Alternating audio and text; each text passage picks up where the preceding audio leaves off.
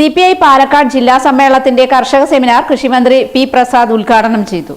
ഒട്ടേറെ കാർഷിക പ്രവർത്തനങ്ങളും കൂട്ടായ അധ്വാനവും നല്ല ഒരു മനസ്സുമുണ്ടെങ്കിൽ കൃഷിയിൽ നമുക്ക് വിജയപഥത്തിലെത്താൻ കഴിയുമെന്ന് കൃഷിമന്ത്രി പി പ്രസാദ് CPI പാലക്കാട് ജില്ലാ സമ്മേളനത്തിന്റെ കർഷക സെമിനാർ ഉദ്ഘാടനം ചെയ്യുകയായിരുന്നു മന്ത്രി. കാർഷിക മേഖലയിൽ ഭിന്നശേഷിക്കാരുൾപ്പെടെ കേരളത്തിലെ മുഴുവൻ കർഷകരുടെയും ക്ഷേമവും പുരോഗതിയുമാണ് സർക്കാരിന്റെ ലക്ഷ്യമെന്നും സംസ്ഥാനത്തെ ഭിന്നശേഷി വിഭാഗങ്ങളെ കാർഷിക മേഖലയിലേക്ക് കൊണ്ടുവരിക എന്ന ആവശ്യത്തെ പരിഗണിക്കാൻ കർഷക ക്ഷേമ വകുപ്പ് പ്രത്യേക പഠനം നടത്തുമെന്നും മന്ത്രി പറഞ്ഞു.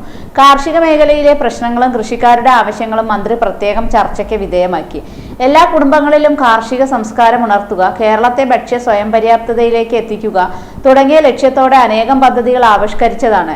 വെള്ളിനേഴി പഞ്ചായത്തിൽ വേനലിൽ വരൾച്ച നേരിടുന്ന കർഷകരുടെ ബുദ്ധിമുട്ടിനെ കുറിച്ച് CPI ജില്ലാ സമ്മേളനത്തിന്റെ ഭാഗമായുള്ള കർഷക സെമിനാറിൽ കൃഷിമന്ത്രി പ്രസാദിനോട് CPI മണ്ഡലം കമ്മിറ്റി അംഗം ആലംകുണ്ടിൽ രാധാകൃഷ്ണൻ കർഷകരുടെ പ്രയാസങ്ങൾ അവതരിപ്പിച്ചു. വെള്ളിനേഴി പഞ്ചായത്തിലെ ചേന കൃഷിയെക്കുറിച്ച് പഠിക്കാനും വരൾച്ചയെക്കുറിച്ച് പഠിക്കാനും വിദഗ്ധ സമിതിയെ ഉദ്യോഗസ്ഥ തലത്തിൽ നിയോഗിക്കുമെന്ന് മന്ത്രി ഉറപ്പു നൽകി.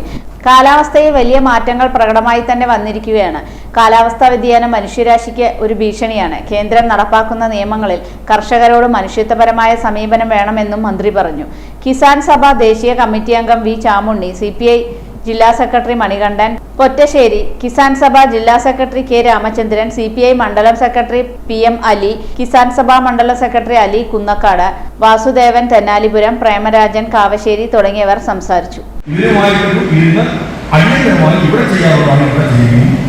നമുക്ക് ഡയറക്ടറേറ്റോ അല്ലെങ്കിൽ സെക്രട്ടേറിയറ്റോ ഉള്ള ഏതെങ്കിലും തരത്തിലോ അല്ലെങ്കിൽ സാമ്പത്തികമായ മറ്റു പ്രശ്നങ്ങളിലാണെങ്കിൽ അതും പരിശോധിച്ച് അതിനുള്ള ഇടപെടൽ നടത്തുന്നത്. നിങ്ങൾ ശുദ്ധജീവികളെ കുറിച്ച് പറയുന്നു. ഞങ്ങൾ വന്യമൃഗം എന്ന് പറയുന്നത് രണ്ടുകൊണ്ട് അങ്ങനെ ശുദ്ധജീവി. ആ പേര് നമ്മൾ പറയുന്നതേ ഉള്ളൂ. ശുദ്ധജീവി എന്നൊരു പേര് കേന്ദ്ര ഗവൺമെന്റ് അംഗീകരിക്കുന്നില്ല. ഇപ്പൊ കാട്ടു എന്ന രസമാണ് പറയുന്നത്. ആയിരിക്കുമല്ലേ? ആനയുടെ വശം കാണുമായിരിക്കും. എന്നാൽ ആനയൊക്കെ നമുക്ക് കയറി വലിയ ഒഴുകുന്നത് തോന്നും. എനിക്ക് പറഞ്ഞപ്പോൾ ആരോ പന്നിയുടെ കാര്യം പന്ത്രണ്ടിൽ തോന്നുന്നു. അപ്പൊ നമുക്ക് കാടുള്ളവർക്കെല്ലാം ഈ പ്രശ്നം ഉണ്ടാവും എന്ന് വേണമെങ്കിൽ പറയാം.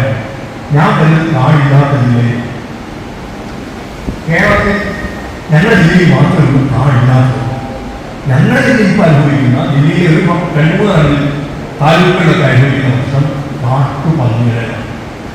കാടില്ലാത്ത ആലപ്പുഴ ജില്ലയിൽ കാട്ടുപന്നി ശല്യം രൂക്ഷമാണ്. ഇത് പരിഹരിക്കുന്നതിന് വേണ്ടി ഞാനും കേന്ദ്രമന്ത്രിമാരോട് ആവശ്യപ്പെട്ടത് ഈ പന്നിയെ കാട്ടുപന്നിയെ ക്ഷുദ്രജീവിയായി പ്രഖ്യാപിക്കും.